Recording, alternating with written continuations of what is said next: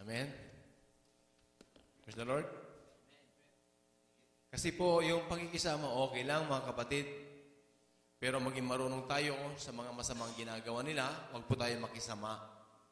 Amen?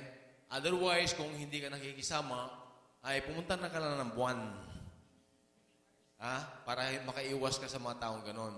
Kasi hindi ka naman makakaiwas talaga sa mga taong ganon. Yun nga lang, kailangan ma-discern mo, ma-distinguish mo po yung good and bad.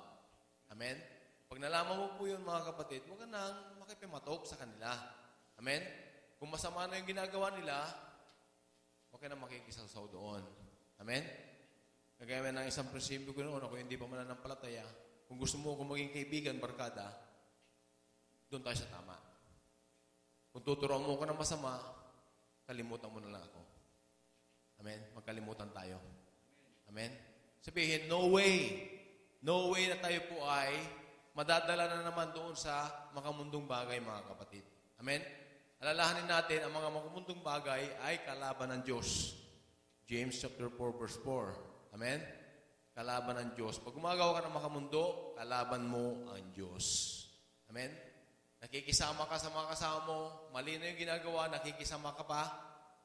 Pati yung halakak mo, nakikisama ka doon sa mga green joke nila, mga walang kabuluhang kakwenta-kwentang usapan, nakikipag-ayon ka doon, kalaban mo ang Diyos diyan. Amen?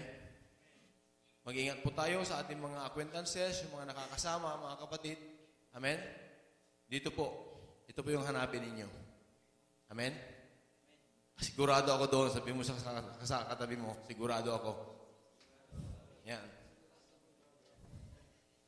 Hindi ka ma-out of way. Amen? Kung kasama mo yung mga kapwa mo Kristiyano. Kristiyanong totoo mga kapatid. May mga Kristiyano-Kristiyanohan. Amen? At kilalanin lang po natin sila. Alam niyo po yung mga Kristiyano-Kristiyanohan, hindi pa takot sa kasalanan. Amen? Kristiyano sila rito, paglabas, iba. Amen? Nagko-compromise. Nandoon pa rin yung bisyo, nandoon pa rin yung kalukuhan, nandoon pa rin yung, alam niyo na po yung mga kapatid. Amen? Umiwas po tayo sa mga taong ganon. Amen? Family. Sagabal din ng family kung hindi ikaw mismo yung personal, kaya nga personal relationship sa Panginoon ang pinag-uusapan. Hindi ka tumanggap dahil si kapatid ay para napilitan ka lang, hindi po. Personal na decision mo yun. Personal na pagtanggap mo sa Panginoon. Amen? Pag personal na pagtanggap mo sa Panginoon, hindi mo iniisip yung magulang mo, hindi mo iniisip yung anak mo, hindi iniisip yung kapatid mo, hindi mo iniisip yung mga tao, kundi ikaw yung nakipagrelasyon sa Diyos. Amen? Desisyon mo yan, paninindigan mo yan, at naranasan mo yan si Lord sa buhay mo. Amen? Wala pong magiging sagabal kahit sino man sila. Amen?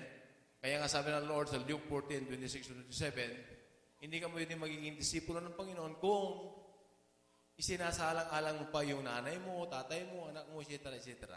Amen? Kailangan si Lord lang ang, for the sake of His name, yun lang po mga kapatid. Susunod ka, gagawa ka ayon sa Kanya. For the sake of His name.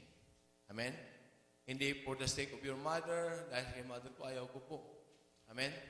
Nangyari po sa buhay namin ni Pastora yan. Sabi ni Pastora, kabilin-bilin ng mother ko, ayaw daw akong sumama sa iyo. Otherwise, ay baka masusurdan yung buhay niya. Sabi ko, hindi. Hindi totoo yan. Tanggapin mo si Lord, ng buong puso, sumunod ka sa Kanya, walang maano yung magulang mo, lalo silang hahaba ang buhay nila. Amen? Yun nga po. Malakas pa yung mga nanay niya, mag-80 years na, malakas pa rin. Glory to God. Amen? So, yun po yung mga sagabal, mga kapatid. Mayroon pang tanong patungkol doon? Bago tayo pumasok sa ating last topic, ang last topic po natin ay laying on of hands, speaking of tongues, and anointing. Ito, kung bakit ko pinaghalo na ito, sapagkat kailangan po natin ito, mga kapatid. Amen? Pag nalilayan of hands ka, kung hindi ka anointed, hindi ka puspos ng banal na Espiritu, wa effect. Amen? It's either ito ay Espiritu ng Diyos ang dadaloy o Espiritu ng iba. Ano yun po yung iba, mga kapatid? Either espiritu o makamundong espiritu. So, nag-iingat tayo dito, mga kapatid. Amen? So, ito po yung pag-aaral natin. Kung wala na pong tanong doon sa mga sagabal. Amen? Paano natin mapapagtagumpayan yung mga sagabal sa ating pagsunod sa Diyos? Amen? Sa palagay niyo, mga kapatid, wala na sagabal sa buhay niyo sa pagsunod sa Diyos. Talagang yung heart natin ay talagang na-circumcise na. Amen? Purong-puro na sa Panginoon. Amen. Glory to God. Kung yun po yung sinasabi natin, then ito na po yung topic natin. Sabi sa ating supporting verses, sa 1 Timothy chapter 5, verses 21 to 22, kung babasahin po natin yan, basahin po natin. Wala pa po. Yan. Isasummarize ko na lang po para maiksi lang po yung pag-aaral natin.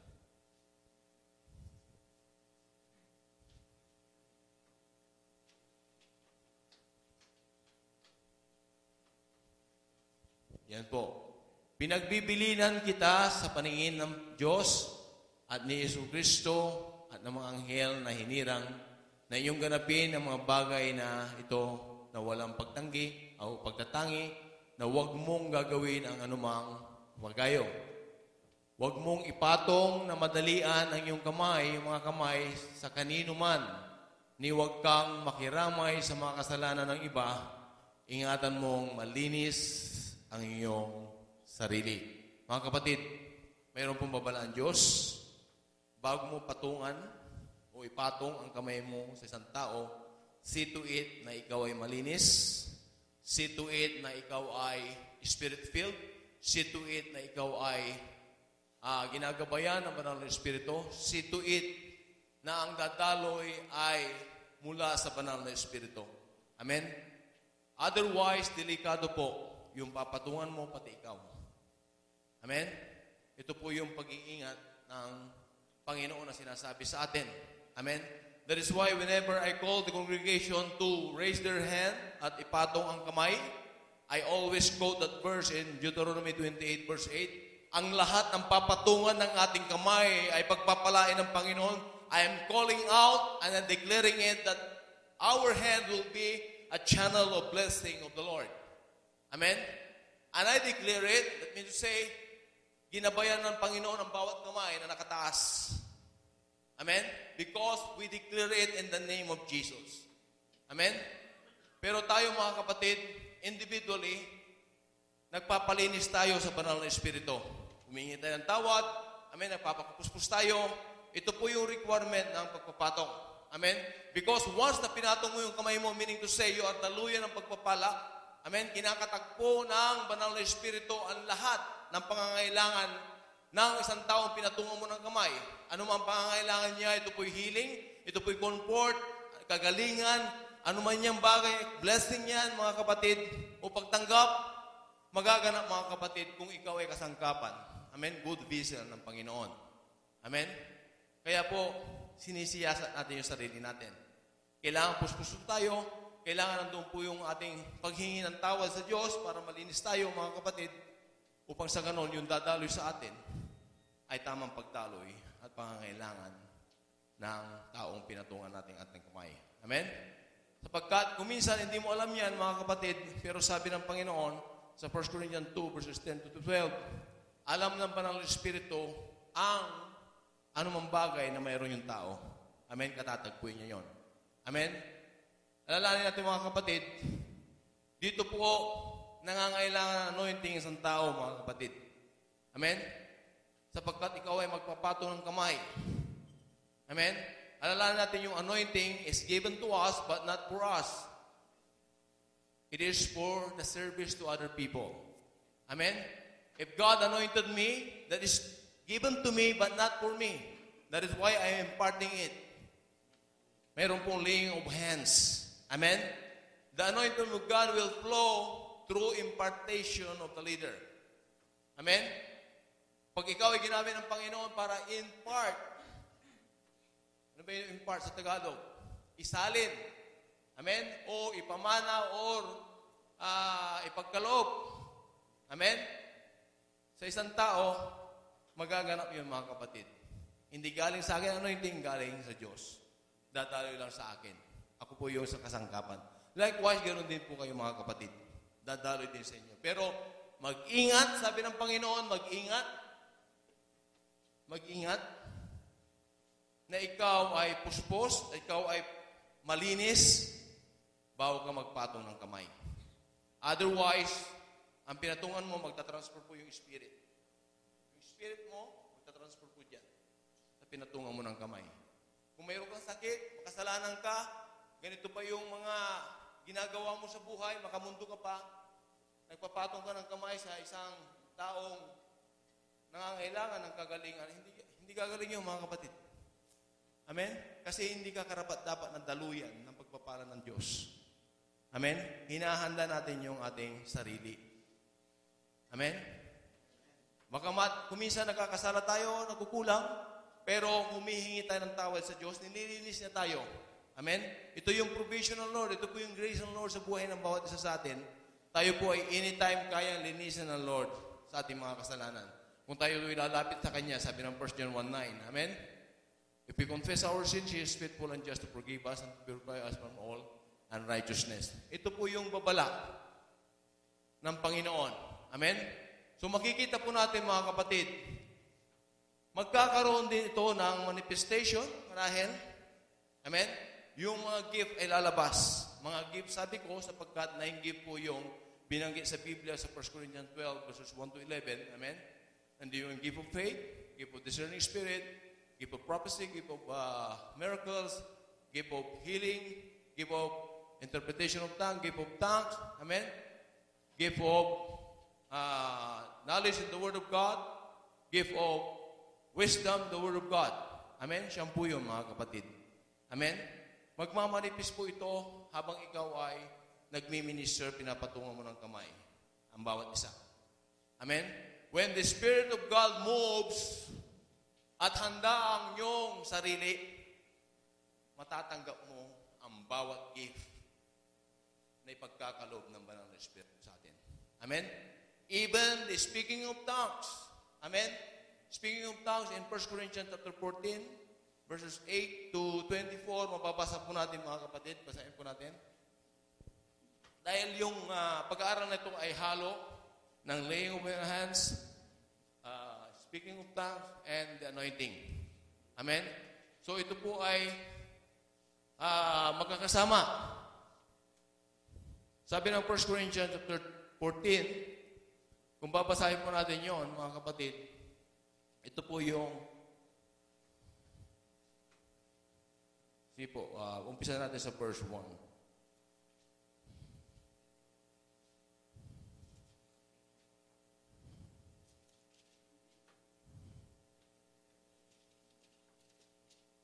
Basahin ko po. Sabi doon, pursue love and desire the spiritual gifts, but especially that you may prophesy. For he who speaks in tongue does not speak to men, but to God. When you speak in tongue, when you speak in different languages, you speak to God. Amen? Kung ikaw ay nag-speaking of tongues, ikaw ay nangungusap sa Diyos. Amen? Nagsasalita sa Diyos. Amen? Hindi sa tao. For no one understands Him. Amen? Wala pong makakaunawa yun. However, in the Spirit, He speaks mysteries. Ngayon na ba tayo? Sige po. Sundin ninyo ang pag-ibig, gayon may maningas ninyong pakananaisin, pakanasain ang mga kaloob na iyon sa Espiritu. Ngunit lalo na ang kaloob o kayo'y makapagkula. Ito po yung comparison ng prophecy and speaking of tongues. Amen? Prophecy is better or more than speaking of tongues. Amen? This is more. Yung prophecy, mga kapatid, you are telling the future events. Amen? God has given you the gift of prophecy. You are proclaiming the future event of one person. Ikaw ay magiging ganito. Ikaw ay magiging ganito. Amen? Sabi ni Lord, this is better. This is more than the speaking of tongues. Amen? Although the speaking of tongues will edify yourself. Amen? Will edify yourself. Matatatag yung pananampalataya mo. Because of speaking of tongues. Because yan po yung pakikipagpanayam mo sa Lord. Nobody understands, but you and God understand. Amen? Nauunawaan ng Diyos yung sinasabi mo sapagkat galing din sa Kanya yon sa pamamagitan ng Kanyang Espiritu. Amen? There are two things. It may be personal speaking of tongues or congregational speaking of tongues. Amen? When you speak, okay, God understands that, fine. Kahit yung iba ay hindi makaunawa. Pero, na second one, kailangan maunawaan din ng iba. Mayroon pong taga-interpret. Amen? That is why, sa 9 gift na yon, ibinigay ng Lord yung gift of interpretation of tongue. Amen? Mayroon pong pinagkalooban si Lord sa church na makakapag-unawa o makakapagpaliwanag ng sinasabi mong tongue. Yung tongue po mga kapatid, different language yon. Amen? Marahil tayo Tagalog o English na unawa natin, this is common. Ito po yung mother tongue natin, Tagalog, and sometimes our mother tongue is English. Amen? Which is common sa buhay natin mga kapatid. Other than this, marahil ay okay, nadagdag yung Arabic, kaya nandito tayo, nakakaunawa. Yung tatlo na ito na languages, Tagalog, English, Arabic, kung nagsalita ka pa ng iba, ito po yung tongues na. Amen? Mga kapatid, amen? Ito po, naunawaan niyo po mga kapatid. Iba po ba? Iba po yung lingwahe na sinasabi mo na ang Diyos ang nakakaunawa nun. Amen? Ang Diyos ang nakakaunawa. At mayroon pong pinagkalooban si Lord sa loob ng iglesia na makakapag-unawa yon, makakapag-interpret. Amen? In order to edify the church. Amen? As individual, you speak in tongues, God knows it, it will edify yourself. Amen? Matatatag yung pananampalataya mo. But when you are in the congregation, it could be the first one or the second one ang magaganap. Amen?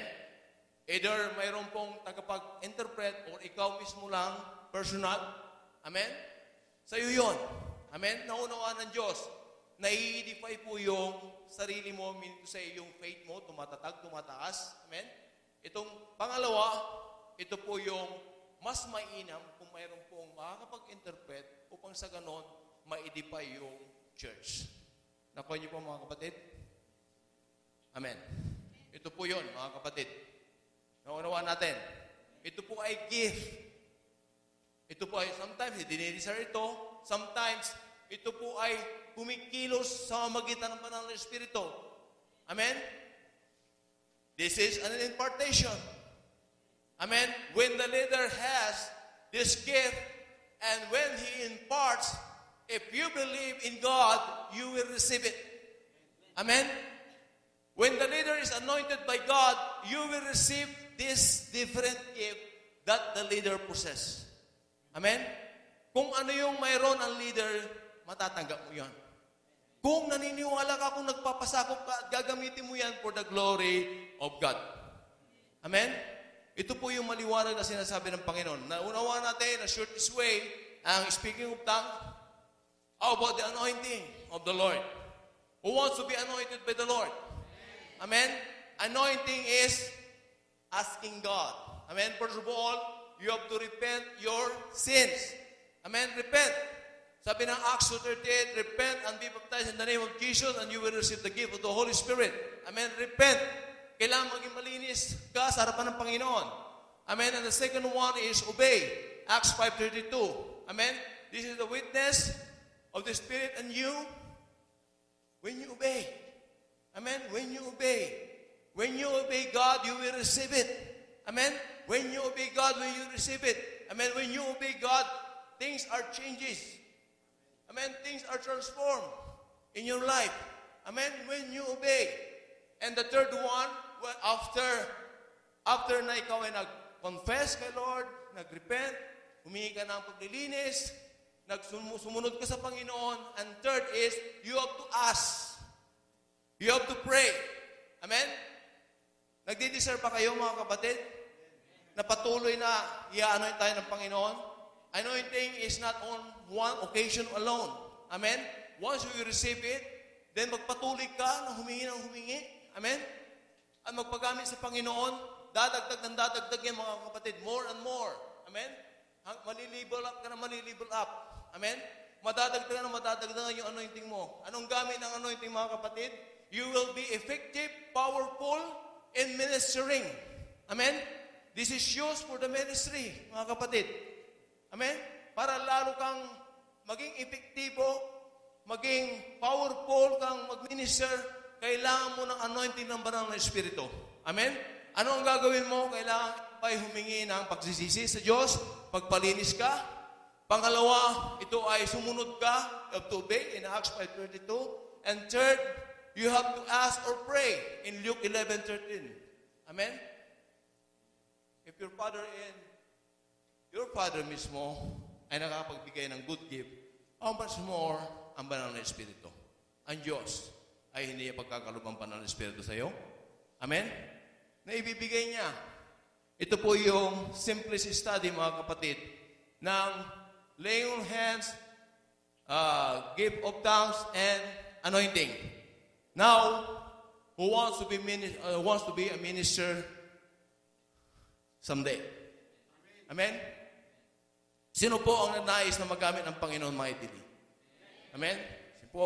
Please come forward. At gagamitin tayo ng Panginoon. Sabi doon sa ating pag-aaral sa anointing, this is a requirement in laying on of hands. Amen? Sabi doon sa ating pag-aaral,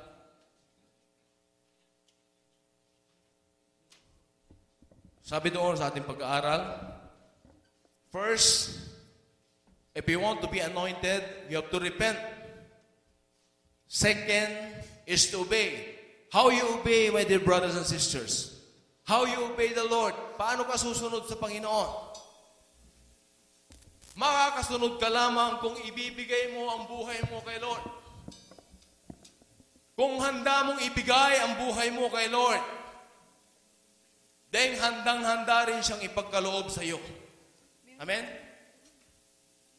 Handa na ba yung buhay mong ipagkaloob kay Lord? Pag handa na yung buhay mo, ibig sabihin, handa ang bawat parte ng buhay mo. And that is giving your life, giving yourself, giving everything unto Jesus. Amen? Giving everything. Giving. Sa giving pa lamang, mga kapatid, wallet mo, kaya mo ibigay. Sabi ng 1 King, basahin ko po. Sabi ng 1 King, chapter 17, verse 8 to 24. Verse 8 up to 16 muna. Kuya Raymond.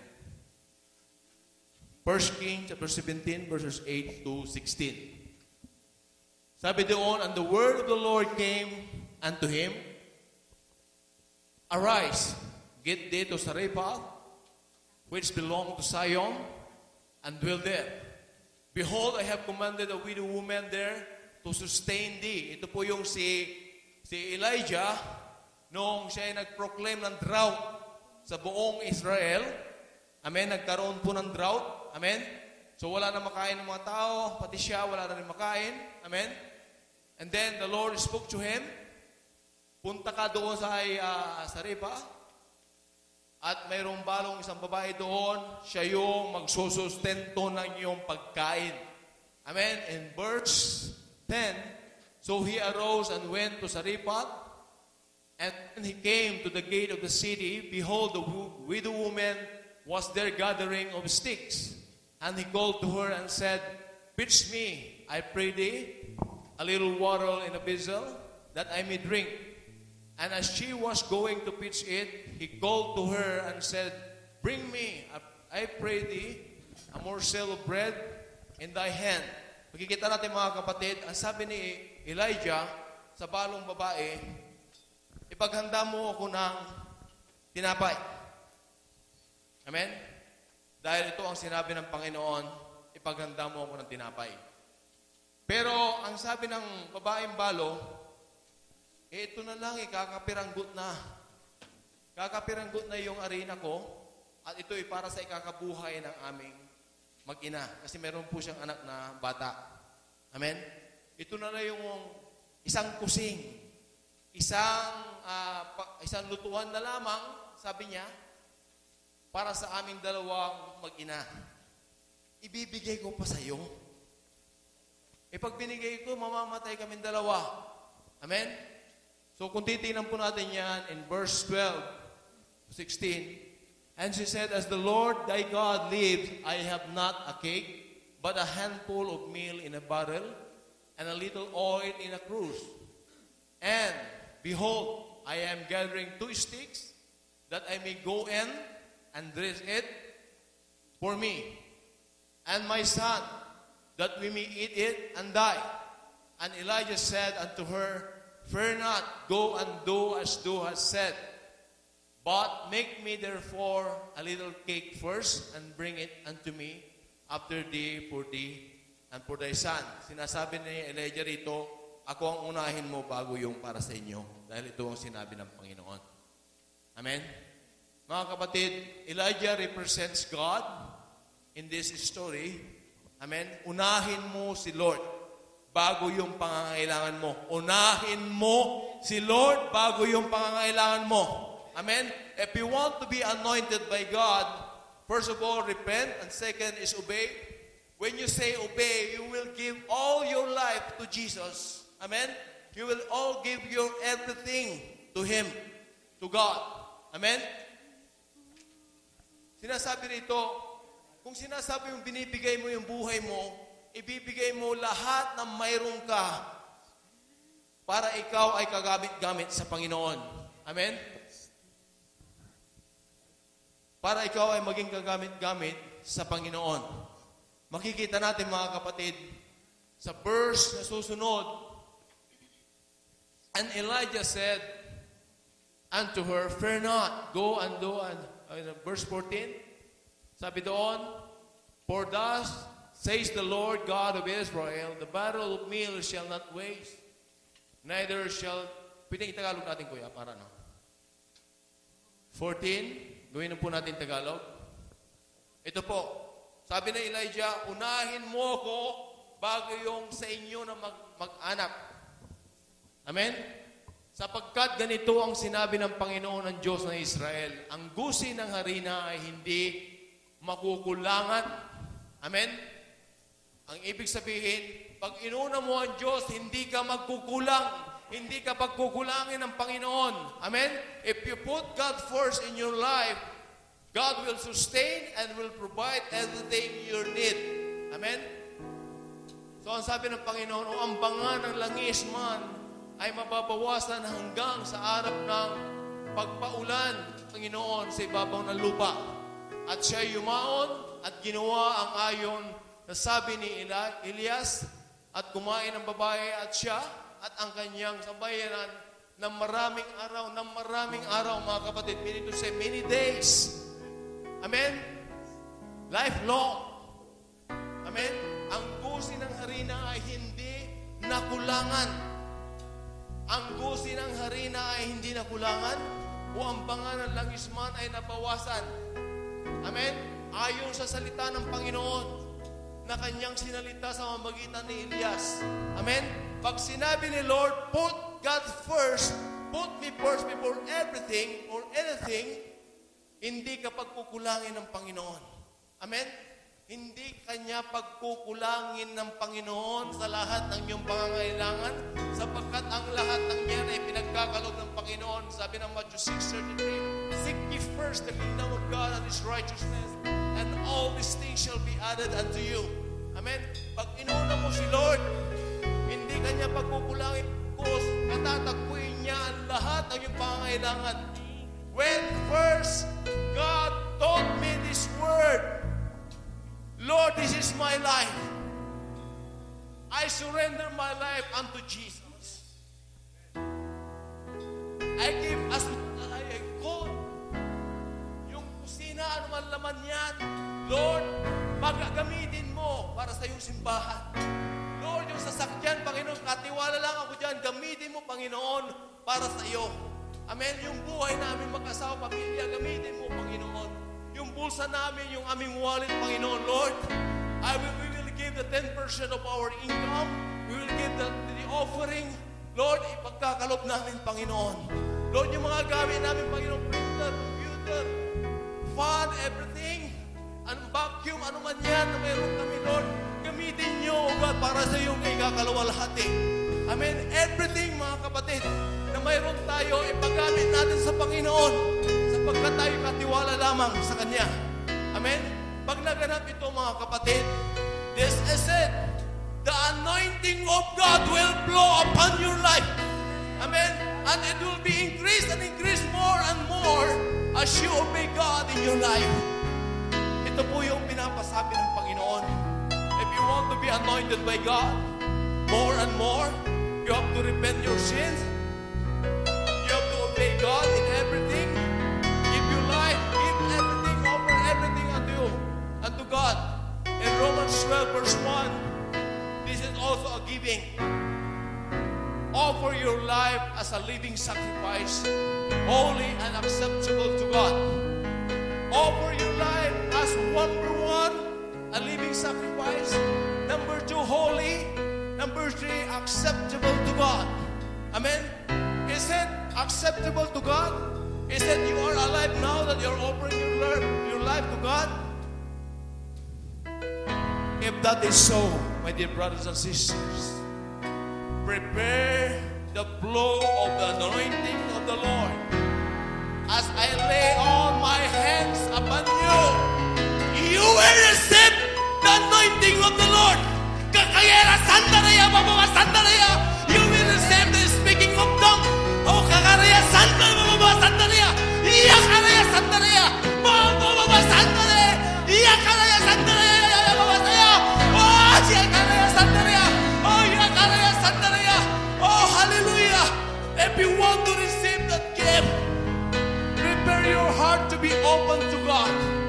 It will flow right now. The anointing of God is flowing right now. Hallelujah. Oh, hallelujah. Glory to God.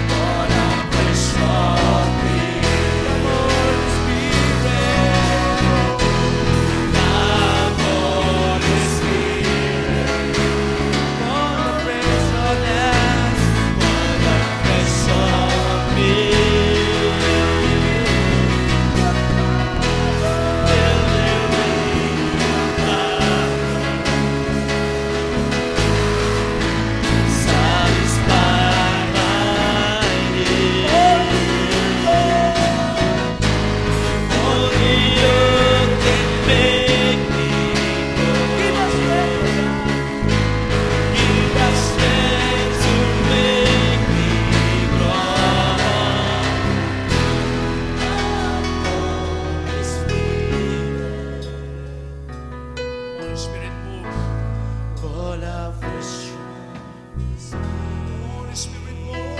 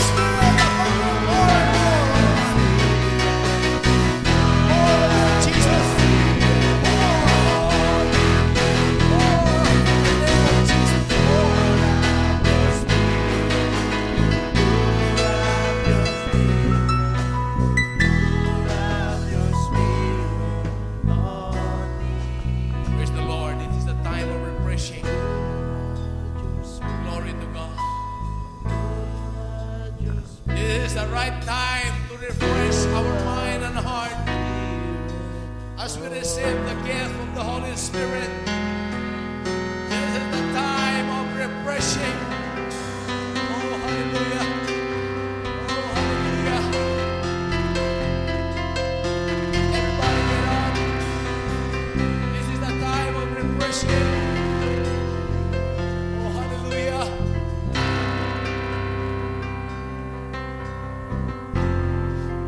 Because from this day you will never be the same again. The anointing of God is more and more. Hearing your prayer, In the presence of God, there is fullness of joy.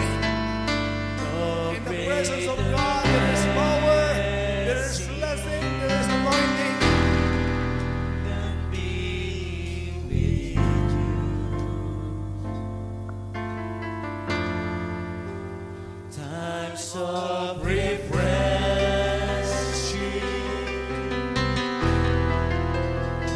Hearing your presence.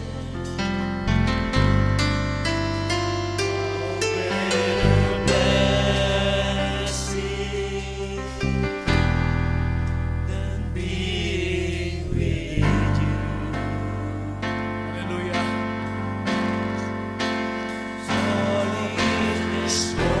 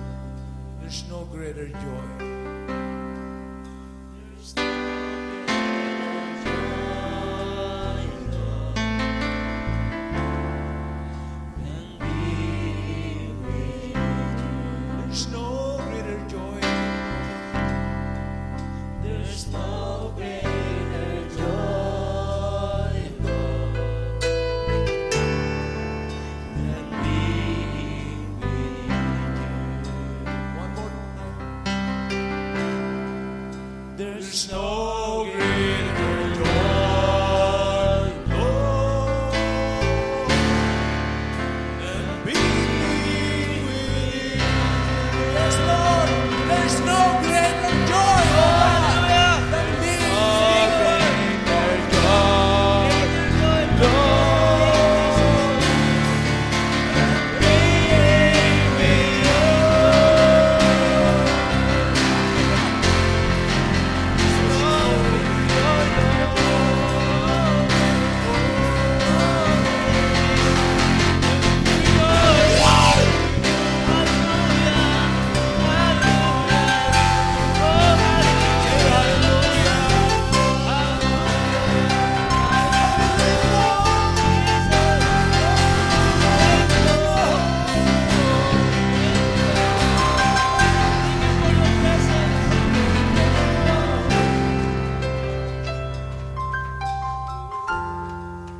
Salamat, Panginoon.